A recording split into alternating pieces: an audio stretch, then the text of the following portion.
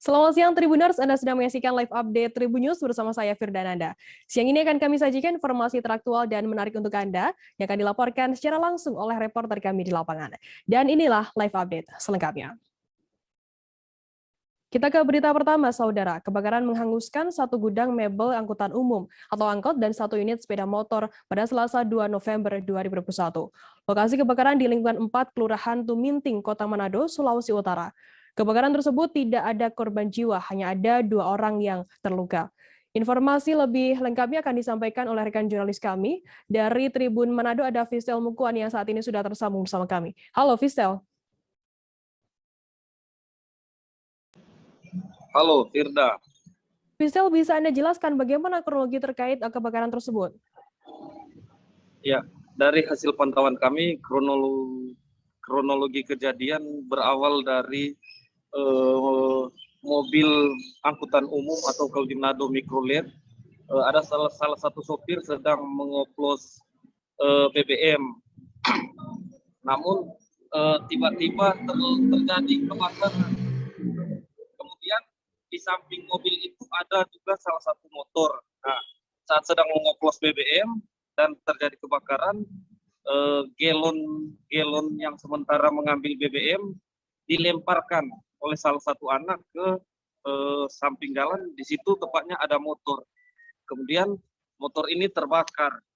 Nah, setelah motor ini terbakar karena angin di sana ada angin, sehingga api merembet ke salah satu rumah, sehingga rumah juga terbakar. Memang sempat diturunkan 3 mobil pemadam kebakaran dan dari dinas kebakaran, akan tetapi tidak mampu untuk menghentikan ini api sementara membakar satu buah rumah. Namun beruntung hanya satu buah rumah yang terbakar, tidak merambat ke rumah-rumah yang lain karena berhasil dipadamkan oleh pemadam kebakaran. Demikian rekan Firda. Fistel, butuh waktu berapa lama petugas pemadam kebakaran memadamkan api yang membakar satu rumah tersebut?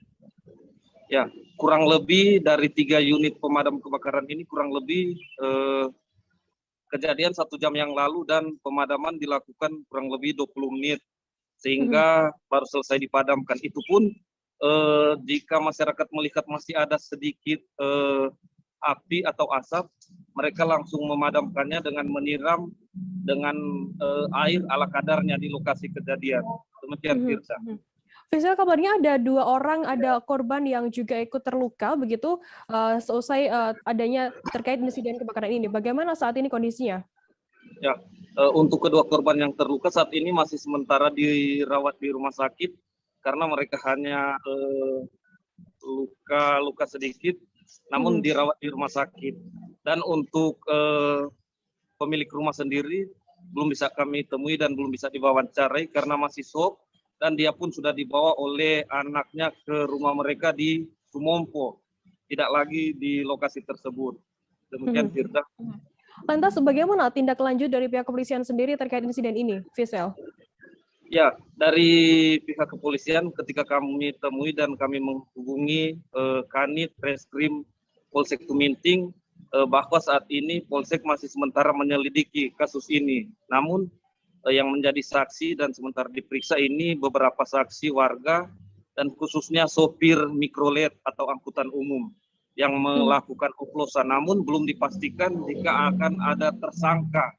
Akan tetapi sopir yang melakukan mengoplos BBM ini sementara diperiksa dan masih diselidiki oleh Polsek Tuminting. Demikian. Baik, Tribuners, jurnalis kami tadi juga sudah menghimpun keterangan dari warga bernama Syahril Butuo dan berikut liputannya untuk Anda. Jadi begini, kurang sampai dari pasar, belum bilang sudah asap. Tanya pertama, belum bilang bakar ini ke rumah. Ini dari rumah. Oh siap. Ini dari rumah. Api bersumber kata dari oto. Dia bilang, menurut Tamang dia bilang. Iya. Bakar dari muka sini, ada anak kecil Di dalam oto sini. Dia dapat ikut batap. Dia belum berubah dari jendela. Lantaran semua nyala, dia lempar tuh galon. Sana tuh dia bekas terakhir galon. Itu yang di atas tanpa duduk motor. Itu dia. Dia lempar ke sini. Api sambar di motor. Tadinya motor itu di sini. Motor itu di sini. Dia sambar semua sini. Ada yang galon-galon atau galon di sini. Cuma nungso sapu. Nah, terbakar di sini, dia kan angin ke sana. Jadi dia merambat ke Dia rumah merambat ini. loh.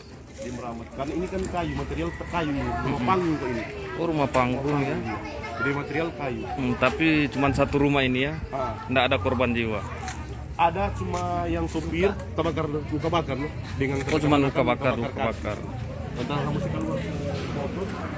Iya. Ini api memang pahit sekali sih, soalnya ada gel nih kata di dalam. Oh, jadi Pak sampai tadi memang sobat terbakar indeng ini ya. Iya, Indeng ini. di sini di sebagi. Sampai memang. Masih soal peristiwa kebakaran Tribuners kembali terjadi di kawasan Taman Nasional Komodo atau TNK, Kabupaten Manggarai Barat, Nusa Tenggara Timur, Selasa 2 November 2021. Kebakaran terjadi di Pulau Rinca, salah satu pulau yang masuk dalam kawasan TNK. Seorang warga Pulau Rinca, Suardin, 43 tahun, mengatakan lokasi kebakaran jauh dari permukiman warga, tepatnya berada di ujung barat Pulau Rinca. Informasi lebih lengkapnya akan disampaikan oleh rekan jurnalis kami dari Poskupang. Ada Gesio Viana yang saat ini sudah tersambung bersama kami. Halo Gesio.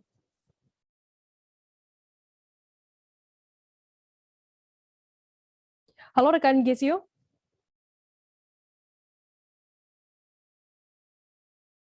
Halo rekan Gesio, bisa mendengar suara kami?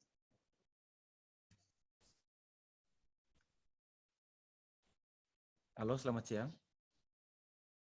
Ya, Gesio, bisa Anda jelaskan bagaimana kondisi terkini di Taman Nasional Komodo pasca kebakaran terjadi?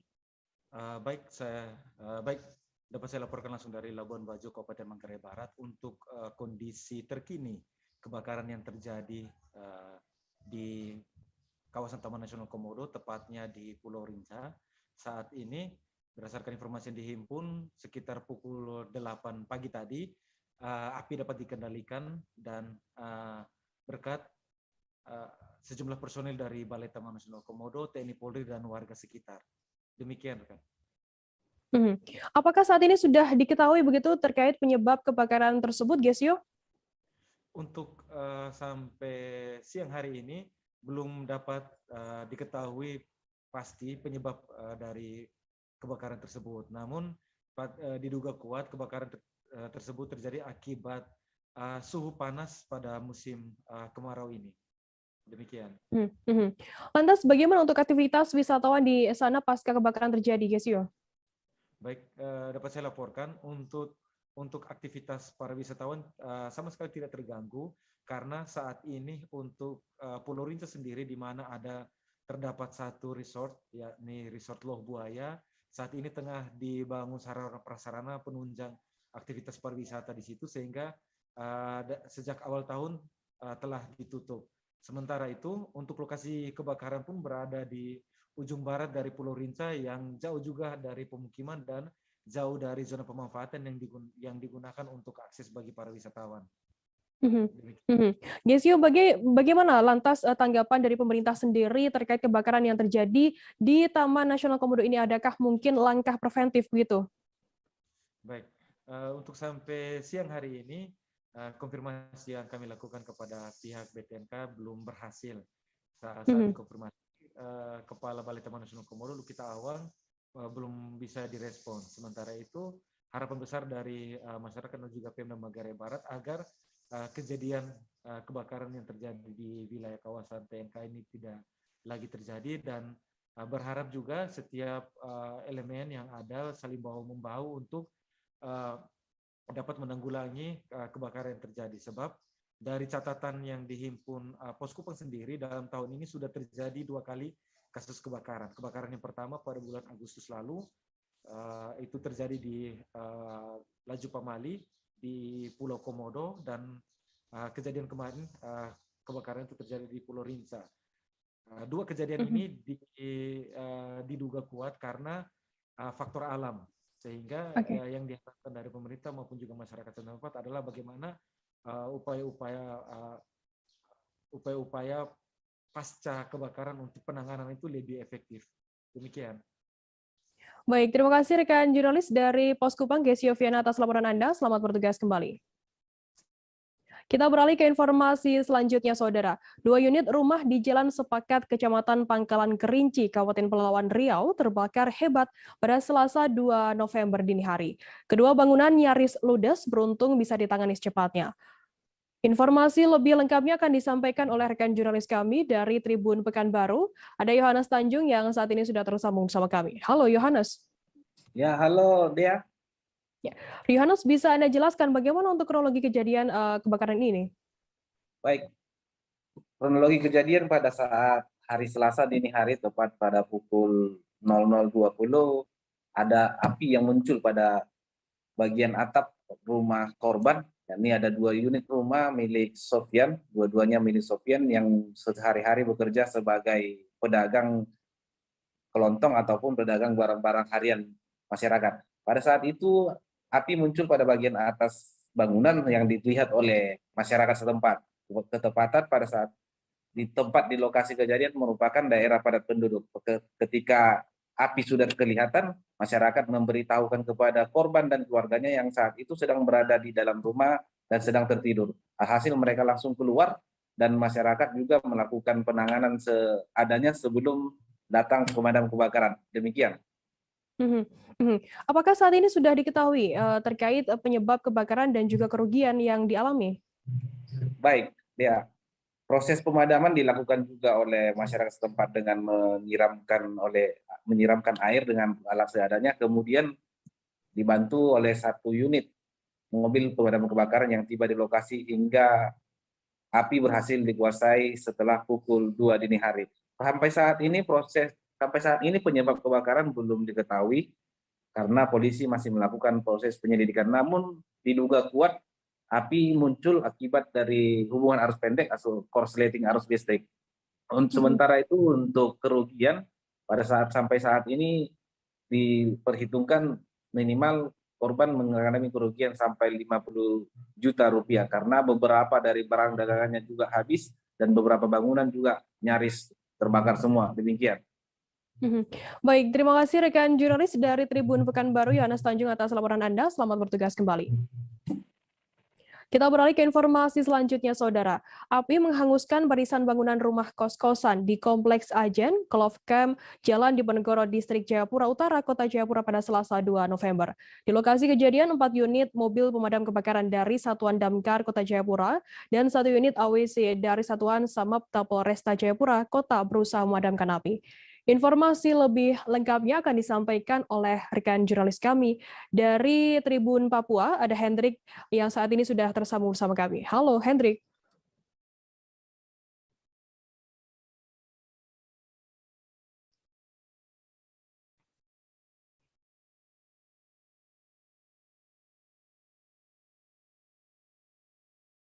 Dari Tribun Papua, Hendrik Rewapatara, dan kita akan jeda sejenak, Tribuners. Tetaplah di live update. Oke, apa kabar Bang Arief di sini untuk strateginya? Kalau saya sendiri di Jumit 37 ini yang semalam baru mulai, saya udah pasti. Sebenarnya aku nggak ngerasa itu penangkapan atau penggerebegan atau apapun itu. Karena gitu, posisinya aku kriteria. Jadi kita mengenal disebut dengan stroke yang tidak berdarah dengan stroke yang berdarah. Stroke yang tidak berdarah itu biasanya ditandai dengan adanya penyumbatan. Kalau itu terjadi di sini mungkin pikirnya tidak ke situ kali ya. Tapi kalau di Korea atau di Kamboja itu ada beberapa paper yang saya itu Mas, ya, dulunya tukang koran. Oh gitu ya. Tukang koran. Ya, saya baca ya, Pak. Tuh kan pernah baca kan? Ya. Jadi kalau saya jadi pangdam itu udah bersyukur banget. Si anak ini dijadikan sebagai tersangka begitu.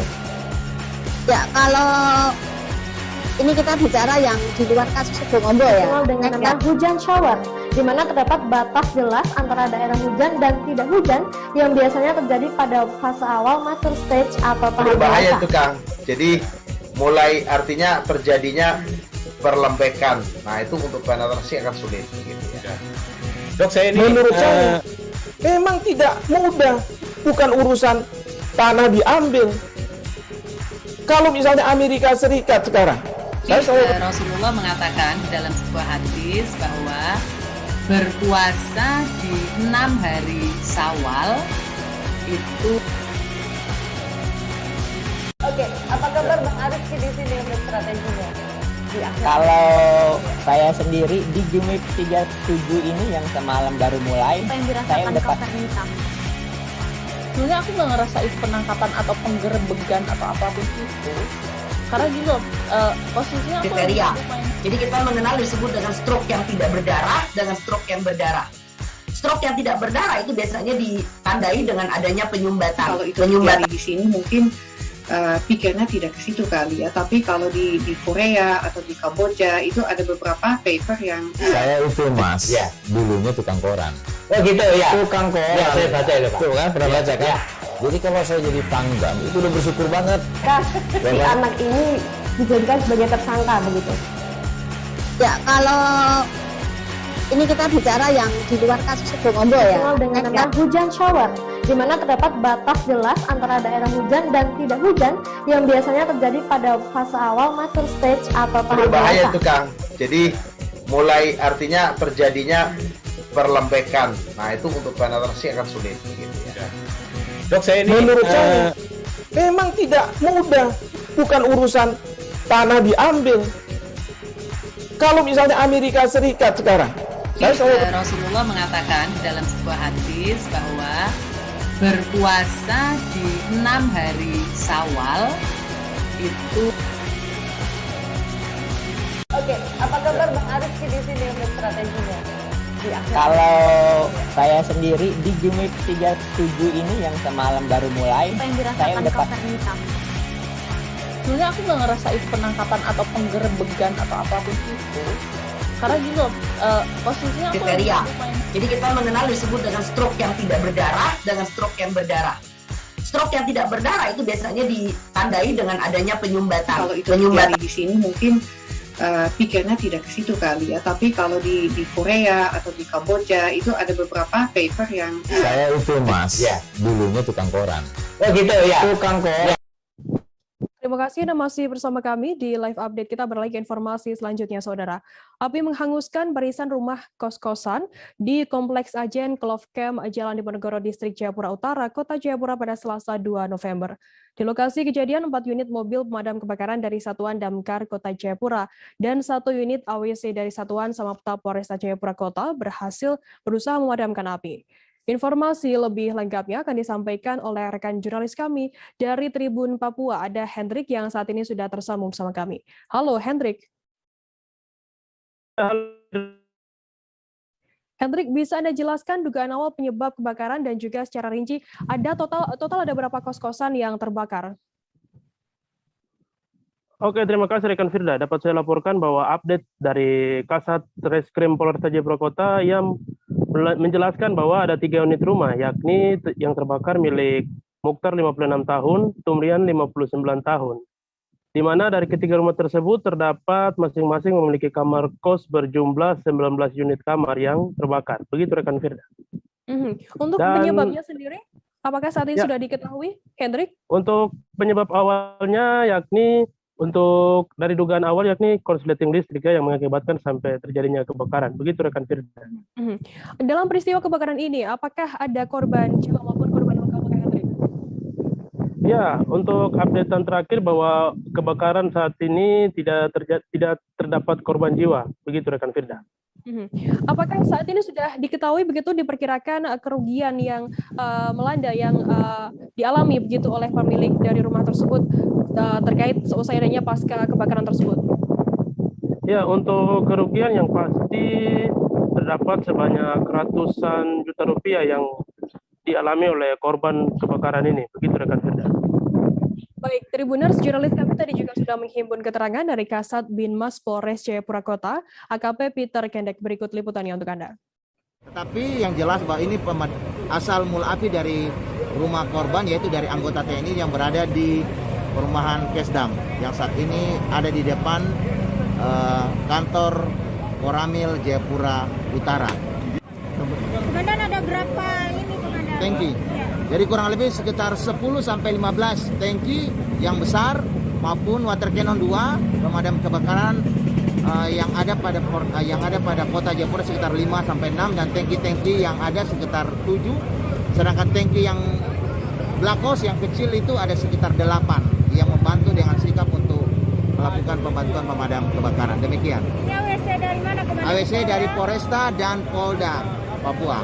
Ada kendala tidak? Memang memang sedikit kendala masalahnya karena padatnya perumahan, tetapi kita dapat mengatasi di mana dengan sikap anggota dapat melaksanakan penyemprotan pada titik-titik api yang menyebabkan kebakaran dan semua bisa teratasi walaupun sempat apinya besar tetapi bisa dengan sikap dipadamkan. Kurang lebih 1 jam api sudah dipadamkan.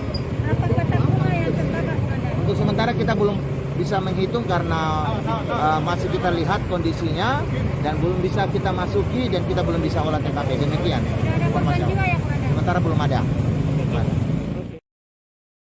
Selesai konflik antara masyarakat dan suku anak dalam di Kecamatan Air Hitam Polres Sarolangun meminta masyarakat menyerahkan senjata api ke Cepek.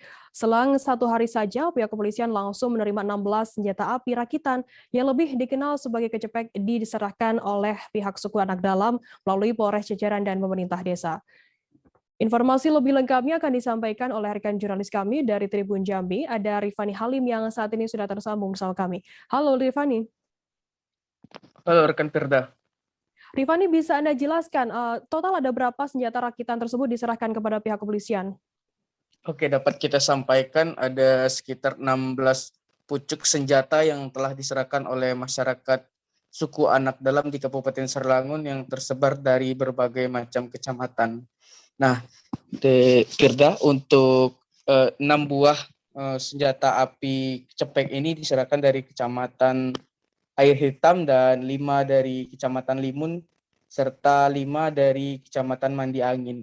Nah, ini juga dorongan dari pemerintah desa usai konflik yang terjadi di Kecamatan Air Hitam untuk mendinginkan suasana juga untuk agar tidak terjadi lagi hal yang sama.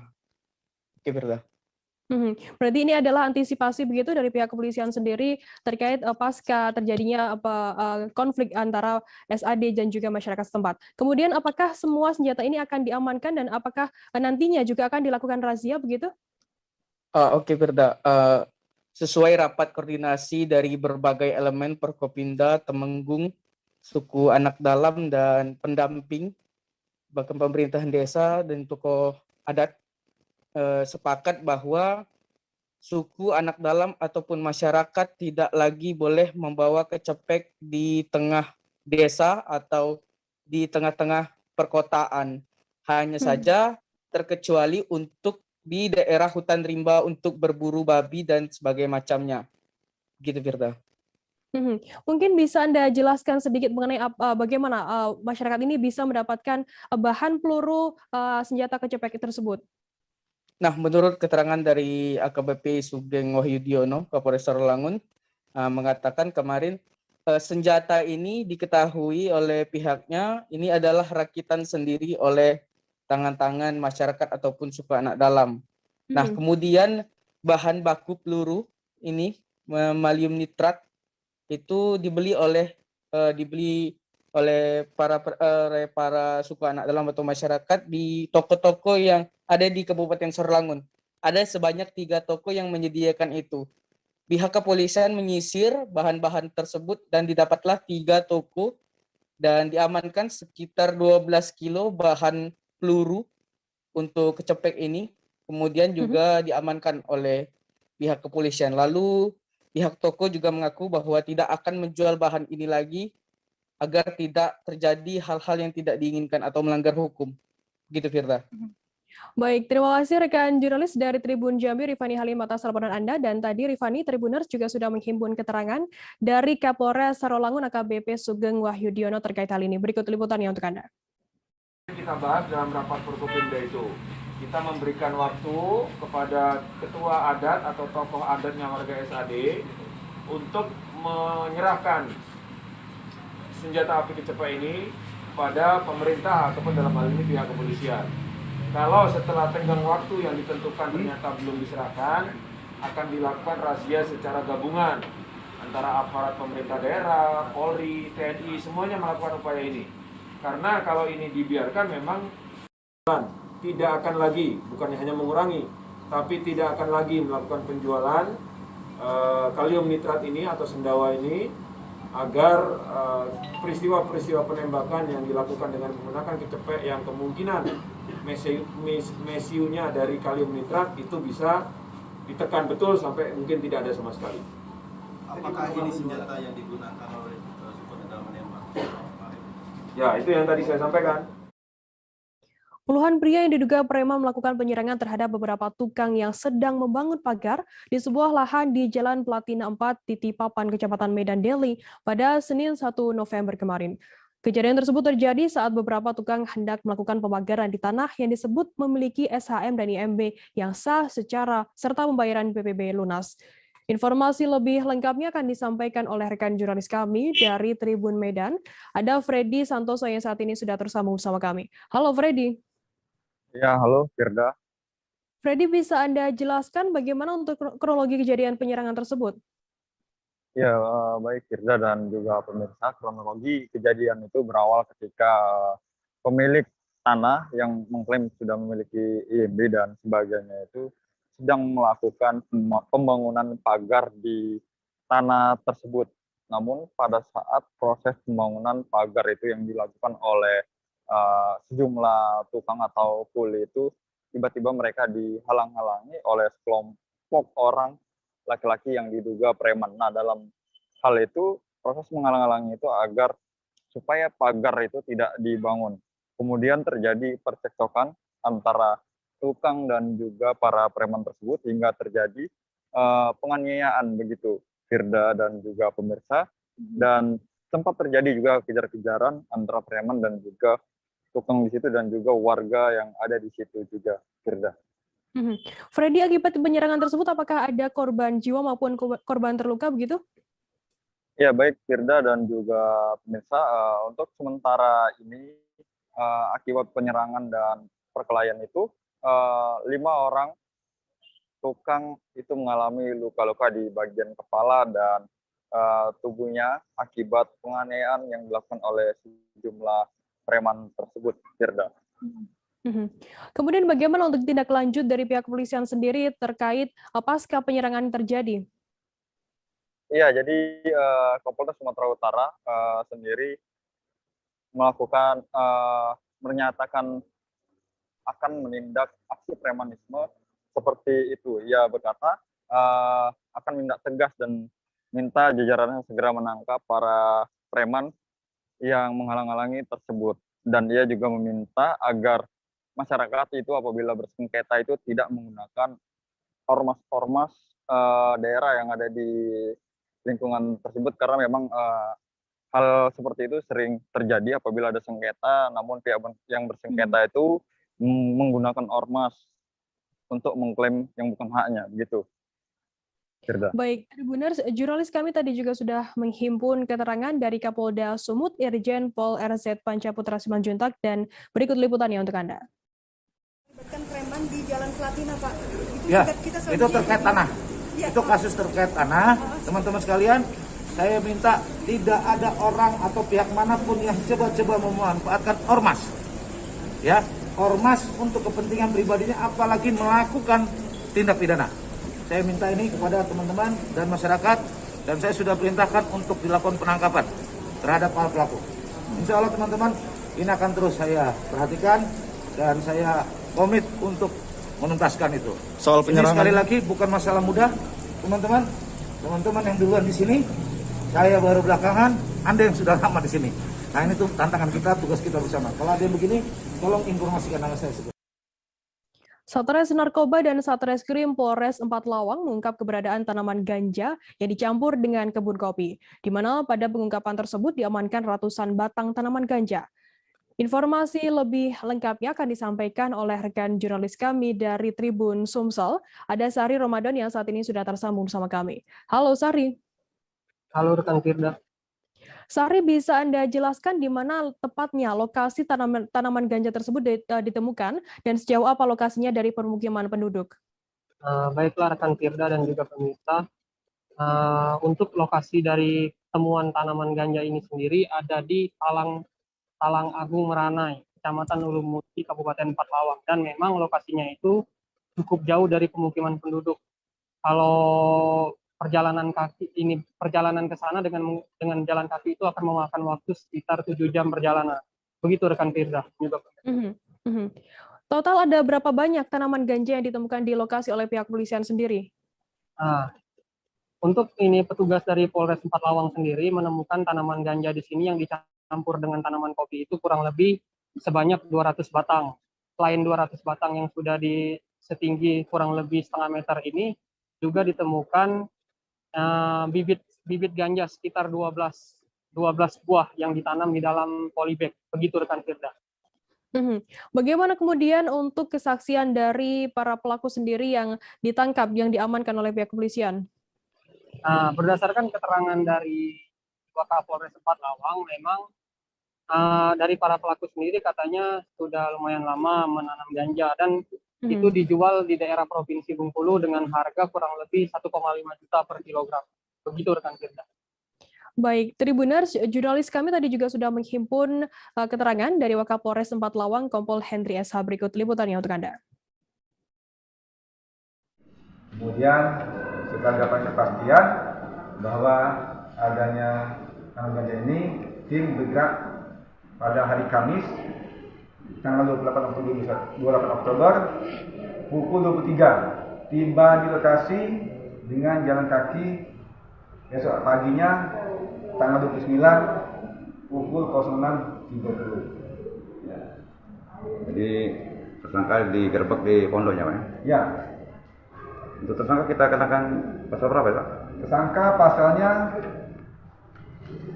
111 ayat 2 Undang-Undang Nomor 35 Tahun 2009 tentang narkotika dan pasal 114. Ancamannya, Pak? Ancamannya seumur hidup. Ini untuk tersangka, Komandan, tadi kan 2 orang yang diamankan, Komandan. Satu jadi tersangka, yang satunya bisa dijelaskan kembali, Komandan? Anaknya gimana ini? Saksi. Saksi, Komandan. Prosesnya kemudian gimana, Komandan? Jadi anaknya tidak tahu menahu, ya. Jadi anak ini tidak lama tidak ke kebun. Ke kebun ditanya ke bapaknya. Bapaknya diingatkan, ya, kemudian ternyata bapaknya menyatakan, ya, biarkan saja. Tidak lama sampai ke tindakan penindakan. Artinya anaknya dibebaskan atau bagaimana, Komandan? Atau masih diamankan, Komandan? Anaknya kita lepaskan. Tribuners, selesai jeda kami akan kembali di informasi menarik lainnya, tetap di Live Update. Oke, apa kabar Bang Ariski di sini untuk strateginya? Kalau saya sendiri di Game Week 37 ini yang semalam baru mulai, saya udah pasti. Sebenarnya aku nggak ngerasa itu penangkapan atau penggerebegan atau apapun itu, karena gini loh, posisinya kriteria.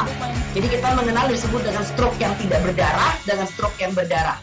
Stroke yang tidak berdarah itu biasanya ditandai dengan adanya penyumbatan. Kalau itu terjadi di sini mungkin pikirnya tidak ke situ kali ya, tapi kalau di Korea atau di Kamboja itu ada beberapa paper yang saya itu Mas, ya, dulunya tukang koran.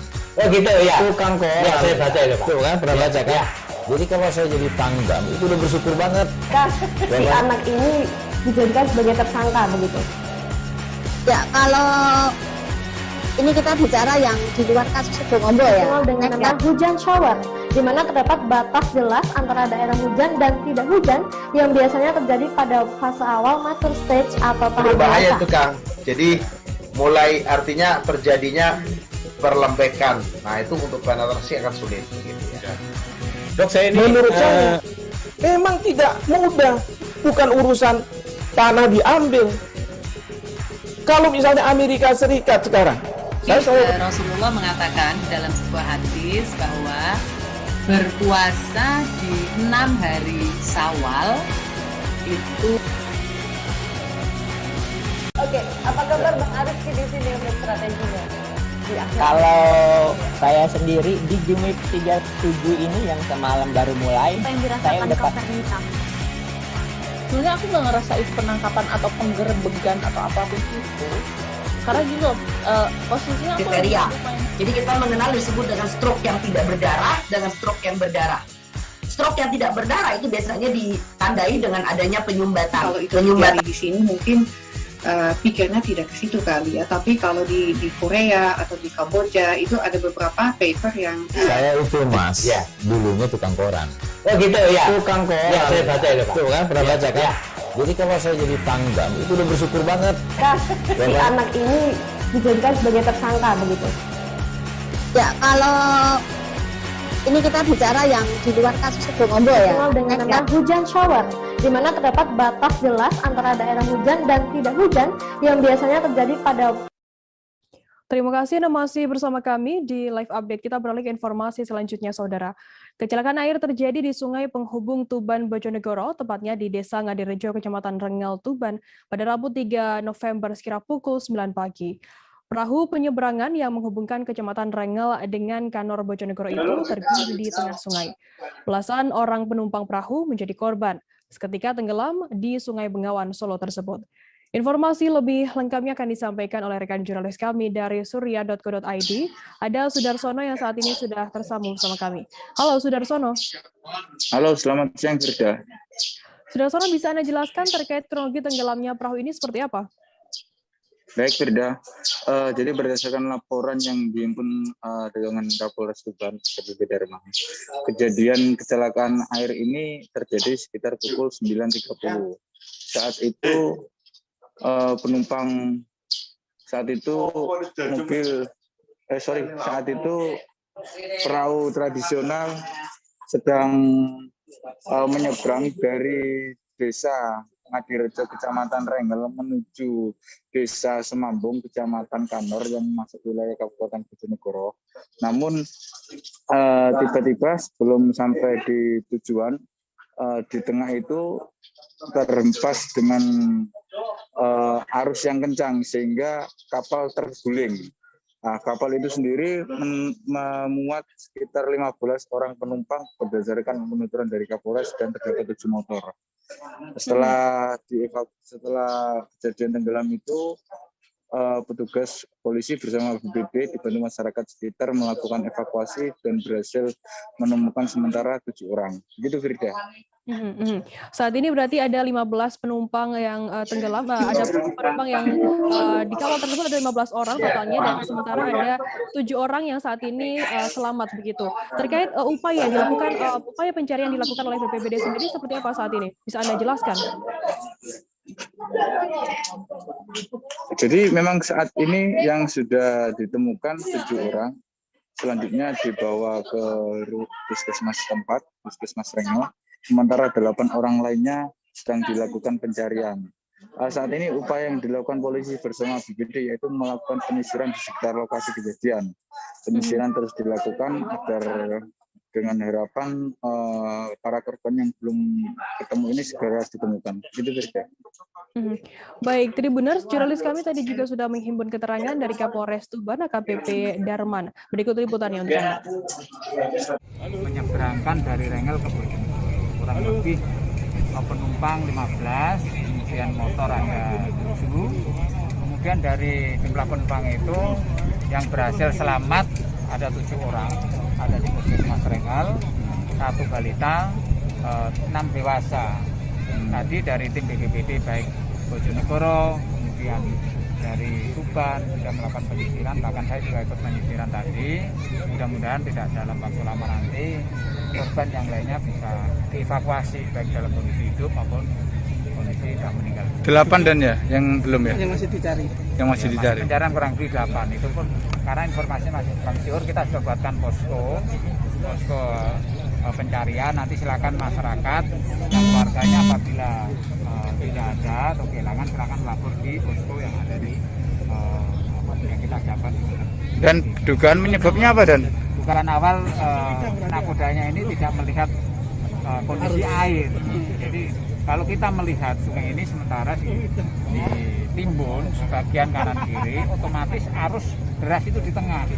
Kemudian posisi perahu itu yang harusnya dia miring mengikuti arah arus, malah dia posisi bentang ya? Bentang. Oh, iya. Pada saat bentang itulah arus kencang, terbaliklah keseimbangan perahu tidak ada. Kondisi perahu di tengah dan masih dan berarti ya? Kondisi perahu masih tenggelam di dalam. Overload penumpang sih kalau saya lihat kapalnya segini sih masih batas toleransi sebetulnya. Warga kampung Ciburuy, Desa Kubang Jaya Petir, Kabupaten Serang, Banten digegerkan dengan temuan tengkorak dan tulang manusia di salah satu kebun milik warga pada Senin 1 November lalu. Penemuan tengkorak itu berawal dari warga saat hendak membersihkan kebun, kemudian warga mencium bau busuk. Informasi lebih lengkapnya akan disampaikan oleh rekan jurnalis kami dari Tribun Banten. Ada Desi Purnamasari yang saat ini sudah tersambung bersama kami. Halo Desi. Ya, halo rekan Firda. Desi, bisa Anda jelaskan terkait pertama kali penemuan tersebut ditemukan oleh siapa dan bagaimana ceritanya? Ya, baik rekan Firda. Sebelumnya penemuan kerangka manusia ini ditemukan oleh salah satu warga yang hendak membersihkan kebun talas, yakni peristiwa ini terjadi pada Senin 1 November 2021 sekitar pukul 19.30. Salah satu warga tersebut yakni Rohendi, ia mengaku bahwa telah mencium bau busuk selama 8 hari, dan namun pihaknya tidak berani untuk mengecek keadaan kebun tersebut lantaran takut begitu, Firda. Pada saat itu pula karena Rohendi ini mengaku penasaran, terus-menerus mencium bau busuk, dan Rohendi pun bergegas mengajak rekannya untuk melihat situasi sekitar kebun talas tersebut. Pada saat ia melihat situasi kebun talas tersebut, ternyata ada kerangka manusia dan tengkorak di sekitar kebun talas tersebut yang tepat berada di kebun posisi paling pojok begitu, Firda. Terus lantas bisa Anda jelaskan setelah ditemukan oleh warga tersebut, lantas bagaimana tindak lanjutnya? Apakah melapor ke pihak kepolisian atau melaporkan ke perangkat desa atau seperti apa? Ya, baik rekan Firda. Setelah mengetahui hal tersebut, warga langsung melaporkan hal tersebut kepada Kapolsek Petir. Nah, di sini pun Kapolsek Petir menjelaskan bahwa penemuan tersebut memang pertama kali ditemukan oleh warga sekitar, dan saat ini pihak dari kepolisian sendiri telah melakukan olah TKP dan juga masih terus mengidentifikasi kejadian tersebut disebabkan oleh apa. Dan sejauh ini juga identitas kerangka manusia tersebut belum diketahui. Begitu rekan Firda. Baik, terima kasih rekan jurnalis dari Tribun Banten, Desi Purnamasari atas laporan Anda. Sehat selalu, selamat bertugas kembali. Kita beralih ke informasi selanjutnya, Saudara. Dua orang pemancing bernama Ali, 61 tahun warga Air Salemba, dan Ahak, 60 tahun warga Lembawai, Kota Pangkal Pinang, meregang nyawa saat terseret arus sungai Jembatan Mas pada Selasa 2 November siang. Majid yang merupakan rekan Ali dan Ahak mengaku kedua rekannya itu tewas terbawa arus yang deras. Kata Majid, dirinya juga sempat terombang-ambing oleh arus yang deras, namun ia berhasil menyelamatkan diri. Informasi lebih lengkapnya akan disampaikan oleh rekan jurnalis kami dari Bangkapos. Ada Andini Dwi Hasana yang saat ini sudah tersambung bersama kami. Halo Andini. Halo Firda. Andini, bisa Anda jelaskan seperti apa kronologi dua orang pemancing tersebut tenggelam? Oke, baik. Terima kasih Firda. Selamat siang Tribuners. Berdasarkan berita yang saya himpun kemarin, pemancing atas nama Ali dan Ahak ini mulanya berangkat berempat bersama rekannya, namun satu rekannya memilih untuk istirahat di pinggir pantai. Jadi ketiganya ini memilih untuk melanjutkan pemancingan berujung ke arah tengah laut. Dan ketiganya ini sebetulnya sudah merasakan ada kenaikan arus air laut gitu, atau gelombang yang sudah cukup tinggi. Namun Majid sudah mengingatkan kedua rekannya ini untuk berhenti karena gelombang air waktu itu sudah cukup naik. Cuman Majid tidak dihiraukan oleh kedua rekannya ini. Tanpa disadari, tidak lama kemudian gelombang langsung tinggi, airnya naik dan disertai dengan arus yang sangat deras, sehingga membawa ketiganya tergulung oleh ombak. Dan Majid berusaha menyelamatkan diri, ketiganya juga berusaha menyelamatkan diri, namun ketika sampai di pinggir pantai, hanya Majid yang selamat. Setelah setengah jam dari Majid sampai di pinggir pantai, kedua rekannya itu tidak kunjung tiba di pinggir pantai. Jadi Majid dan satu rekannya lagi berusaha menghubungi nelayan dan Basarnas setempat. Kemudian informasi Firda, sebelumnya sempat beredar informasi bahwa kedua korban tersebut merupakan nelayan Kota Pangkal Pinang. Namun rupanya kedua korban bukan seorang nelayan, melainkan hanya pemancing berujung biasa atau warga biasa yang hobi memancing saja. Demikian Firda. Oke, kemudian bagaimana terkait proses evakuasi dari kedua korban sendiri? Oke, setelah kurang lebih 1 jam, rekannya itu tidak tidak kunjung tiba di pinggir pantai, Majid meminta pertolongan Basarnas setempat untuk melakukan evakuasi. Jadi sekitar setengah jam sampai 1 jam lebih proses evakuasi dilakukan oleh tim Basarnas dan nelayan di kawasan tersebut. Dan informasi juga bahwa dari BPBD Provinsi Kepulauan Bangka Belitung sendiri memang sudah menghimbau masyarakat sekitar untuk tidak melakukan dulu aktivitas nelayan atau aktivitas yang berada di lautan, karena memang saat ini Indonesia telah dimasuki oleh fenomena La Nina dan termasuk juga Provinsi Bangka Belitung. Jadi cuaca berubah-ubah dan termasuk di laut juga air laut gelombangnya cukup tinggi dan disertai dengan angin kencang dan arus yang cukup deras. Andini, lantas kedua korban ini ditemukan sejauh berapa meter dari lokasi titik hilangnya? Oke, berdasarkan informasi yang disampaikan Majid, karena Majid adalah saksi mata dari kedua korban ini, karena Majid juga ikut terombang-ambing, ikut tergulung oleh arus yang deras bersama kedua rekannya ini. Setelah ditemukan oleh nelayan dan Basarnas, Ali dan Ahak ini ditemukan 200 sampai 300 meter dari lokasi awal pemancingan. Demikian, Firda. Baik, terima kasih rekan jurnalis dari Bangka Pos, Andini Hadwi Hasan, atas laporan Anda. Selamat bertugas kembali. Tribuners, selesai jeda kami akan kembali dengan informasi menarik lainnya, tetap di Live Update. Oke, apa kabar Bang Ariski di sini untuk strateginya? Kalau saya sendiri di Gimik 37 ini yang semalam baru mulai, saya udah pasti. Sebenarnya aku nggak ngerasa itu penangkapan atau penggerebegan atau apapun itu. Karena gini loh, posisinya aku kriteria. Jadi kita mengenal disebut dengan stroke yang tidak berdarah dengan stroke yang berdarah. Stroke yang tidak berdarah itu biasanya ditandai dengan adanya penyumbatan. Kalau itu terjadi di sini mungkin pikirnya tidak ke situ kali ya. Tapi kalau di Korea atau di Kamboja itu ada beberapa paper yang saya itu Mas, ya, dulunya tukang koran. Oh gitu ya. Tukang koran. Ya, saya baca itu Pak. Tuh kan, pernah baca kan? Ya. Jadi kalau saya jadi tanggam itu udah bersyukur banget. Si anak ini dijadikan sebagai tersangka begitu. Ya, kalau ini kita bicara yang di luar kasus Sebongombo ya. Dikenal dengan nama hujan shower, di mana terdapat batas jelas antara daerah hujan dan tidak hujan yang biasanya terjadi pada fase awal mature stage atau tahap berbahaya dewasa. itu Kang. Jadi mulai artinya terjadinya perlembekan. Nah itu untuk penetrasi akan sulit. Gitu, ya. Dok, saya ini menurut saya memang tidak mudah, bukan urusan tanah diambil. Kalau misalnya Amerika Serikat sekarang, Rasulullah mengatakan dalam sebuah hadis bahwa berpuasa di 6 hari Syawal itu. Oke, apa kabar Bang Ariski di sini untuk strateginya? Kalau saya sendiri di Gimik 37 ini yang semalam baru mulai, saya udah pasti. Sebenarnya aku nggak ngerasa itu penangkapan atau penggerebegan atau apapun itu. Karena gini loh, posisinya kriteria. Jadi kita mengenal disebut dengan stroke yang tidak berdarah dengan stroke yang berdarah. Stroke yang tidak berdarah itu biasanya ditandai dengan adanya penyumbatan. Kalau itu terjadi di sini mungkin pikirnya tidak ke situ kali ya. Tapi kalau di Korea atau di Kamboja itu ada beberapa paper yang saya itu Mas, ya, dulunya tukang koran. Oh gitu ya. Tukang koran. Ya, saya baca itu Pak. Tuh kan, pernah baca kan? Ya.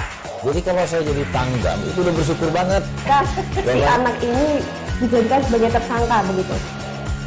Ya, kalau ini kita bicara yang di luar kasus Sebongombo ya. Dikenal dengan nama hujan shower, di mana terdapat batas jelas antara daerah hujan dan tidak hujan yang biasanya terjadi pada fase awal mature stage atau tahap berbahaya dewasa. itu Kang. Jadi mulai artinya terjadinya perlembekan. Nah itu untuk penetrasi akan sulit. Gitu, ya. Dok, saya ini menurut saya memang tidak mudah, bukan urusan tanah diambil. Kalau misalnya Amerika Serikat sekarang, Terima kasih Anda masih bersama kami di Live Update. Kita beralih ke informasi selanjutnya, Saudara. Anggota Komisi 3 DPR Aceh, Asrizal Haji Asnawi, menyesalkan kebijakan PT Pertamina yang mulai mencabut pendistribusian bahan bakar minyak jenis premium di seluruh SPBU di Aceh. Yang mengaku menerima pengaduan dari masyarakat terutama para nelayan kecil tentang sulitnya memperoleh BBM jenis premium di SPBU. Informasi lebih lengkapnya akan disampaikan oleh rekan jurnalis kami dari Serambi News Indonesia, ada Mawadatul Husna yang saat ini sudah tersambung bersama kami. Halo Husna. Ya, halo Firda. Husna, bisa Anda jelaskan bagaimana pasokan premium saat ini di SPBU di Aceh? Ya, baik Firda. Dapat kami laporkan dari Banda Aceh bahwa sudah sekitar 1 bulan lebih bahwa ketersediaan premium di seluruh SPBU yang ada di Aceh ini sudah tidak ada, ya, bisa dikatakan bahwa karena selama ini PT Pertamina yang seharusnya menyalurkan jenis premium ini ke sejumlah SPBU itu sudah menghentikan pendistribusiannya sudah sejak 1 bulan terakhir. Dan bahkan tadi informasi yang saya peroleh juga dari petugas SPBU ada yang mengatakan bahwa sudah 3 bulan terakhir memang jenis premium ini sudah tidak disalurkan lagi oleh pihak Pertamina. Dan Firda, dapat saya laporkan juga bahwa informasi awal ini tadi kita awal memperoleh dari anggota DPR Aceh, yaitu Pak Asrijal Asnawi, yang menyampaikan bahwa beliau menerima pengaduan dari masyarakat yang menyampaikan bahwa ini sudah 1 bulan lebih mereka kesulitan untuk memperoleh premium ini. Firda. Husna, apa dampak yang dialami masyarakat apabila premium ini tidak ada segera? Ya, Firda, berdasarkan informasi yang kami peroleh dari Pak Asrijal, yang beliau juga menerima sendiri laporan dari masyarakat bahwa dampaknya ini yang berdampak langsung ke para nelayan kecil, ya, karena mereka selama itu menggunakan mobil untuk usaha dan juga nelayan dengan menggunakan bot kecil. Nah, jadi transportasi ini menggunakan premium sebagai bahan bakarnya. Nah, solusi lain untuk menggunakan Pertamax yang harganya ini kan tidak sama dibeli oleh para nelayan tradisional itu sendiri. Nah, sementara mesin bot nelayan itu tidak bisa beroperasi dengan baik apabila menggunakan BBM jenis Pertalite. Jadi dari penuturan Pak Asri mengatakan bahwa masyarakat dan juga nelayan itu masih sangat membutuhkan premium ini sendiri, Firda. Husna, lantas bagaimana tanggapan dari pihak Pertamina sendiri terkait adanya premium yang distribusinya minim ini?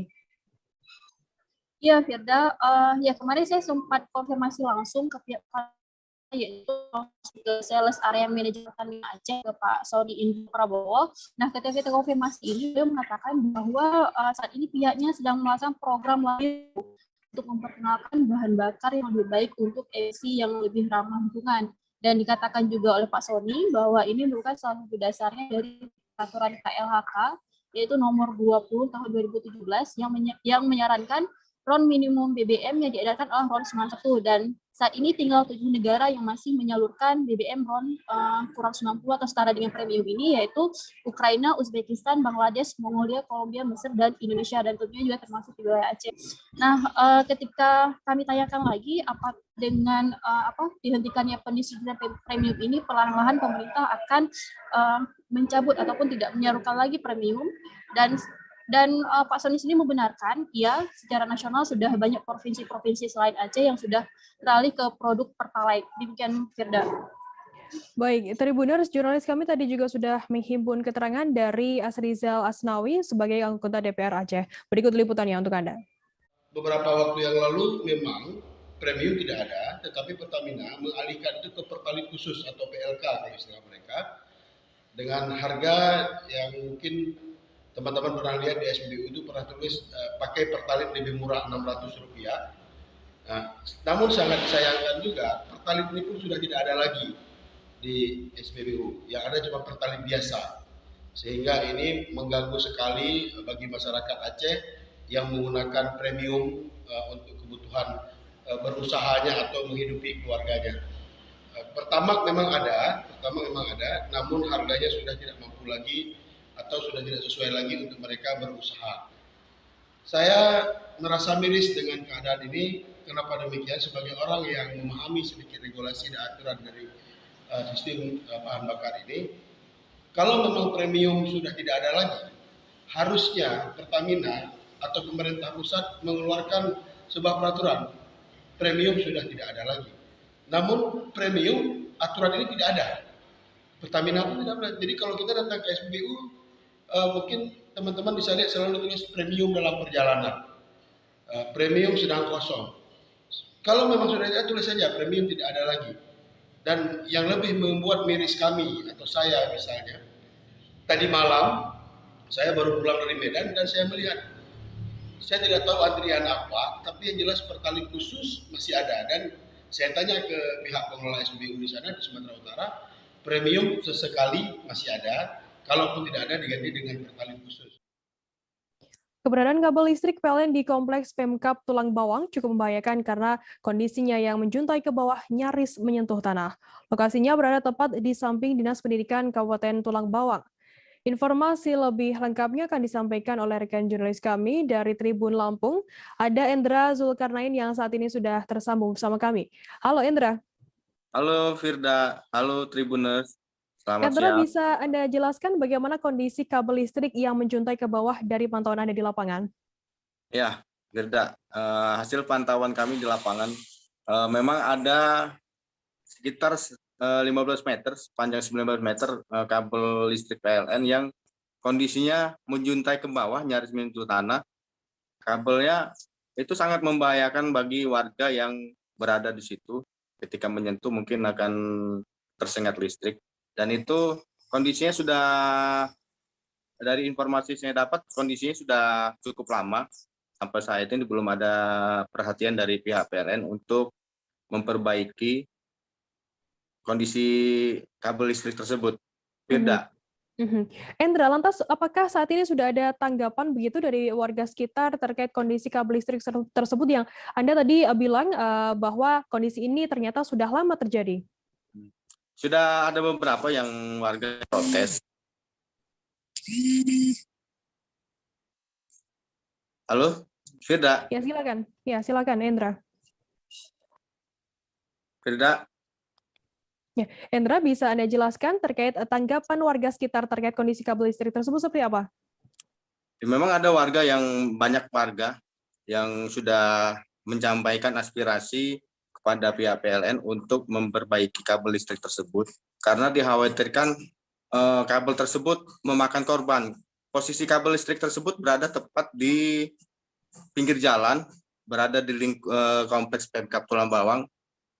Jadi banyak warga yang lalu lalang di situ sehingga khawatir ketika nanti ada warga yang tidak sengaja menyentuh kabel tersebut sehingga memakan korban. Demikian, Firda. Endra, apakah saat ini sudah ada penanganan tersendiri terkait adanya kabel yang menjuntai tersebut dan bagaimana tanggapan dari pihak pemerintah sendiri dan juga pihak PLN? Sampai saya ini belum ada sepanjang pantauan saya kemarin belum ada sedikit pun upaya perbaikan dari pihak PLN, apakah itu sementara ditangani menggunakan kayu atau seperti apa. Sampai saat ini belum ada tindakan untuk melakukan perbaikan di kabel tersebut, Firda. Baik, terima kasih rekan jurnalis dari Tribun Lampung Endra Zulkarnain atas laporan Anda. Selamat bertugas kembali.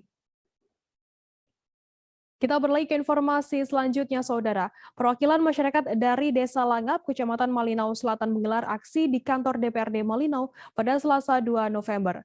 Masa aksi yang menamakan diri sebagai perwakilan masyarakat permukiman Sungai Sidi dan Sungai Pelancau Desa Langap menuntut pertanggungjawaban dugaan pencemaran sungai.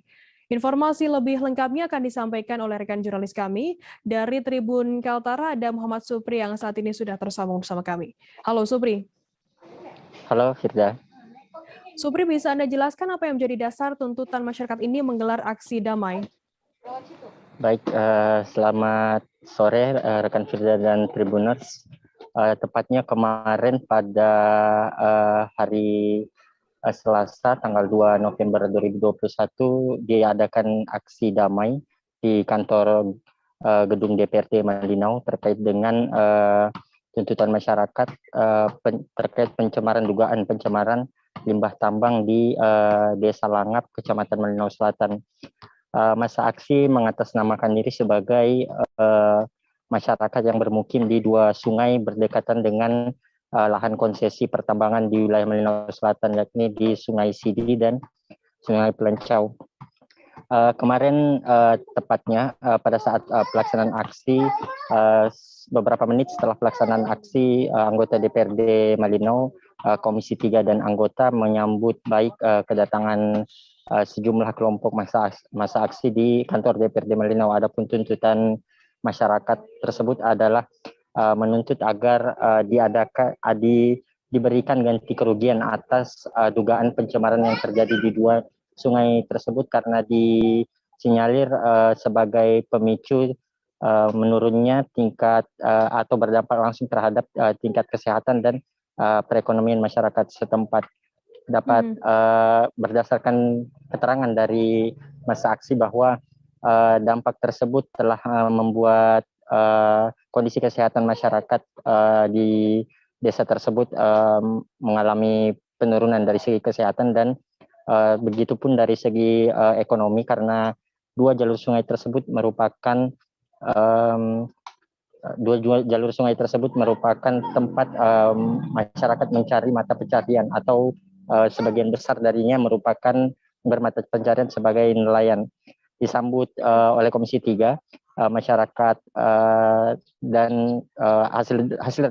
hasil dari rapat dengar pendapat, masyarakat dan anggota Dewan sepakat untuk menindaklanjuti aduan tersebut ke tingkat Provinsi Kaltara. Alasannya karena anggota Komisi 3 mengatakan bahwa kewenangan pertambangan atau izin konsesi sebenarnya telah menjadi kewenangan dari pemerintah pusat, Firda.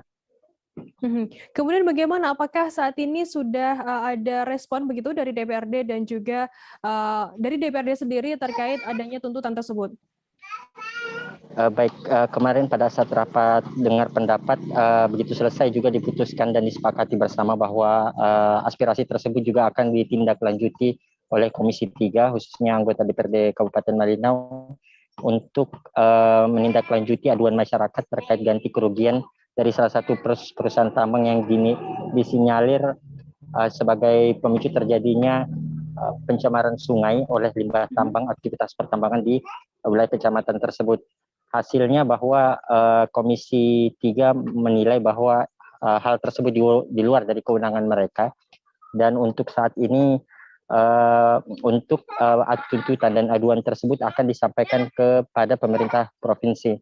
Dapat kami sampaikan juga pagi tadi kami Tribun Kita telah mewawancarai Ketua Komisi 3 Andarias Gulat menyatakan bahwa untuk saat ini ada Komisi 3 meminta agar masyarakat melampirkan bukti-bukti dugaan pencemaran karena bukti-bukti tersebut nantinya akan dijadikan dasar dalam pihak yang berwenang untuk mengambil keputusan terhadap permintaan ganti kerugian dari pihak DLH sendiri atau Dinas Lingkungan Hidup. Juga kami wawancarai terpisah, beliau mengatakan bahwa untuk saat ini beliau belum menerima laporan dari masyarakat terkait adanya dugaan pencemaran limbah tambang. Intinya pada saat penyampaian aspirasi tersebut, masyarakat meminta agar warga-warga yang terdampak di seputar 2 sungai wilayah konsesi lahan pertambangan tersebut diberikan ganti kerugian akibat dampak dari dugaan pencemaran sungai. Firda. Supri, masa aksi mengklaim mengantongi bukti kerusakan begitu. Apa dugaan kerusakan tersebut? Apakah bagaimana terkait hal ini? Bisa Anda jelaskan terkait bukti kerusakan? Baik, pagi tadi kami telah menemui anggota Komisi 3 dan Ketua Komisi 3. Diakui oleh Komisi 3 bahwa bukti-bukti tersebut juga telah dilampirkan bersama dengan permintaan atau aspirasi masyarakat yang disampaikan secara tertulis. Untuk saat ini dinilai bahwa bukti-bukti tersebut belum cukup kuat untuk menggugah keputusan atau memutuskan apakah akan nanti diadakan ganti kerugian atas dugaan tersebut atau tidak. Karena yang menjadi dasar oleh masyarakat mengajukan ganti kerugian adalah soal kebocoran limbah tambang yang terjadi pada awal tahun Februari 2021 lalu, di mana hal tersebut juga telah ditangani oleh pemerintah provinsi dan dinas terkait. Untuk saat ini rencananya permintaan tersebut akan diajukan kepada pemerintah provinsi. Kendati bukti yang diajukan belum cukup kuat, Komisi 3 berjanji akan menindaklanjuti permintaan warga atau aspirasi warga kepada pemerintah provinsi dan dinas terkait. Firda. Baik, terima kasih rekan jurnalis dari Tribun Kaltara Muhammad Supri atas laporan Anda. Selamat bertugas kembali. Tribuners, kita akan jeda sejenak. Kami masih akan menyajikan informasi menarik untuk Anda selesai ini. Tetap di Live Update. Oke, apa kabar Bang Aris di sini untuk strateginya? Kalau saya sendiri di Jumip 37 ini yang semalam baru mulai, Apa yang saya dirasakan udah Kak Fernita? Sebenarnya aku nggak ngerasain penangkapan atau penggerebegan atau apapun itu. Karena gini loh, posisinya aku Kriteria. lagi main. Jadi kita mengenal disebut dengan stroke yang tidak berdarah dengan stroke yang berdarah. Stroke yang tidak berdarah itu biasanya ditandai dengan adanya penyumbatan. Kalau itu terjadi di sini mungkin pikirnya tidak ke situ kali ya, tapi kalau di Korea atau di Kamboja itu ada beberapa paper yang Saya itu Mas, dulunya tukang koran. Oh gitu ya. Tukang koran. Ya, saya baca itu Pak. Tuh kan, pernah baca kan? Jadi kalau saya jadi Pangdam, itu udah bersyukur banget. Si anak ini dijadikan sebagai tersangka begitu. Ya, kalau ini kita bicara yang di luar kasus Sebongombo ya. Dikenal dengan nama hujan shower, di mana terdapat batas jelas antara daerah hujan dan tidak hujan yang biasanya terjadi pada fase awal mature stage atau tahap Berbahaya dewasa. itu Kang. Jadi mulai artinya terjadinya perlembekan. Nah itu untuk penetrasi akan sulit begitu ya.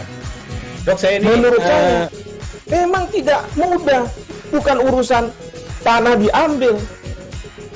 Kalau misalnya Amerika Serikat sekarang, Rasulullah mengatakan dalam sebuah hadis bahwa berpuasa di 6 hari Syawal itu. Oke, apa kabar Bang Ariski di sini untuk strateginya? Kalau saya sendiri di Jumip 37 ini yang semalam baru mulai, Apa yang saya dirasakan udah Kak Fernita? Sebenarnya aku nggak ngerasain penangkapan atau penggerebegan atau apapun itu. Karena gini loh, posisinya aku lagi Kriteria. main. Jadi kita mengenal disebut dengan stroke yang tidak berdarah dengan stroke yang berdarah. Stroke yang tidak berdarah itu biasanya ditandai dengan adanya penyumbatan. kalau itu terjadi di sini mungkin pikirnya tidak ke situ kali ya, tapi kalau di Korea atau di Kamboja itu ada beberapa paper yang Saya itu Mas, dulunya tukang koran. Oh gitu ya. Tukang koran. Ya, saya baca itu Pak. Tuh kan, pernah baca kan? Jadi kalau saya jadi Pangdam, itu udah bersyukur banget. Si anak ini dijadikan sebagai tersangka begitu. Ya, kalau ini kita bicara yang di luar kasus Sebongombo ya. Dikenal dengan nama hujan shower, di mana terdapat batas jelas antara daerah hujan dan tidak hujan yang biasanya terjadi pada fase awal mature stage atau tahap Berbahaya dewasa. itu Kang. Jadi mulai artinya terjadinya perlembekan. Nah itu untuk penetrasi akan sulit begitu ya. Dok, saya ini menurut saya memang tidak mudah, bukan urusan tanah diambil. Kalau misalnya Amerika. Terima kasih Anda masih bersama kami di Live Update. Kita beralih ke informasi selanjutnya, Saudara. Provinsi Jawa Barat optimis dapat kembali meraih gelar juara umum cabang olahraga catur di Pekan Paralimpiade Nasional atau Peparnas 16 Papua. Hal itu dikatakan pelatih cabur catur NPCI Jawa Barat Dede Herianto. Dede mengatakan, meski dengan keterbatasan yang ada, pihaknya optimis dapat meraih juara dan mendapatkan medali emas sehingga bisa meraih gelar juara umum kembali. Informasi lebih lengkapnya akan disampaikan oleh rekan jurnalis kami dari Tribun Papua, ada Aldi Bimantara yang saat ini sudah tersambung bersama kami. Halo Aldi. Ya, Firda dan juga Tribuners, dilaporkan dari Jayapura, Papua, ketibaan beberapa atlet cabang olahraga, berbagai cabang olahraga Pekan Paralimpiade Nasional ke-16 di Provinsi Papua sudah mulai berdatangan sejak kemarin di kota dan juga Kabupaten Jayapura. Nah, berdasarkan informasi yang saya terima dari pihak panitia Peparnas sendiri, memang cabang olahraga catur dari Provinsi Jawa Barat sudah datang di kota Jayapura untuk nantinya melakukan persiapan terakhir guna menunjang dan langsung nanti menuju venue pertandingan untuk memantau kesiapan venue begitu dan melihat-lihat venue yang ada di kota dan Kabupaten Jayapura untuk penyelenggaraan cabang olahraga catur nantinya. Firda. Aldi, total ada berapa jumlah atlet yang diturunkan di ajang Peparnas ke-16 Papua nantinya? Ya, baik Firda dan juga Tribuners, dapat saya informasikan dalam gelaran Peparnas ke-16 kali ini, tim catur NPCI Jawa Barat akan menerjunkan sebanyak 13 atlet yang disebar untuk 6 nomor pertandingan di ajang Pekan Paralimpiade Nasional ke-16 kali ini di Provinsi Papua. Firda dan juga Tribuners, sebanyak 6 nomor pertandingan tersebut, diantaranya ada nomor elit atau eksekutif, Daksa Putra, Tunanetra B1 Putra Putri, Low Vision atau B2 Putra Putri, yang nantinya akan menjadi nomor pertandingan favorit begitu oleh tim Jawa Barat. Firda. Bagaimana lantas upaya dari pelatih sendiri dan juga dari tim ofisial cabur catur NPCI Papua dalam mempertahankan gelar juara umum di Peparnas ke-16 kali ini? Ya baik Firda, memang berdasarkan wawancara saya bersama pelatih cabur catur NPCI NPCI Jawa Barat, maksud saya Dede Haryanto, dirinya mengatakan sejak tahun 2020 lalu, tim catur NPCI Jawa Barat ini telah mempersiapkan latihan para atlet dengan begitu intensif. Dan juga sebab pandemi COVID-19 yang tentunya kita ketahui bersama, mengakibatkan gelaran Peparnas ke-16 ini ditunda ke tahun ini 2021 dan memaksimalkan jeda waktu yang ada, pihaknya terus mengintensifkan latihan. Ia juga menyebutkan untuk mempertahankan gelar juara itu lebih sulit ya dibandingkan meraihnya begitu. Dan Firda, seperti kita ketahui pada Peparnas tahun 2016 saat Jawa Barat menjadi tuan rumah, ini tim cabur catur NPCI Jawa Barat ini berhasil meraih gelar juara umum pada Peparnas di Jawa Barat pada 2016 silam. Aldi, sejauh mana optimisme dari pelatih tim cabur catur NPCI Jawa Barat sendiri dalam mempertahankan gelar juara umum nantinya? Baik Firda, memang menurut keterangan dari pelatih cabur catur NPCI Jawa Barat, Dede Haryanto, pihaknya mengaku optimis dapat kembali mempertahankan gelar juara umum, khususnya untuk cabang olahraga catur di Peparnas ke-16 Papua kali ini. Walaupun tidak menargetkan berapa jumlah medali emas saat saya mewawancarai beliau, namun pihaknya ini sangat optimis dengan latihan yang intensif yang sudah dilakukan selama beberapa tahun kebelakang untuk nantinya dapat bertanding secara maksimal di Peparnas Papua kali ini, hingga nantinya diharapkan tentunya dapat meraih hasil yang terbaik untuk Provinsi Jawa Barat, khususnya dari cabang olahraga catur NPCI Jawa Barat tentunya. Firda dan juga Tribuners, dapat saya informasikan, Dede juga menjamin ya, timnya akan memberikan penampilan yang terbaik sebagai perwakilan Provinsi Jawa Barat dalam ajang Peparnas ke-16 di Provinsi Papua kali ini. Demikian Firda, kembali ke Anda untuk sementara di studio. Baik, terima kasih rekan jurnalis dari Tribun Papua, Aldi Bantara atas laporan Anda. Selamat bertugas kembali. Kita beralih ke informasi selanjutnya, Saudara. Puluhan warga desa Pasir Ripis, Kecamatan Kertajati, Kabupaten Majalengka berkumpul di lapangan sepak bola desa setempat Rabu 3 November. Diketahui kumpulnya para warga dalam rangka mengikuti kegiatan Festival Gropiokan yang digelar oleh pemerintah desa setempat.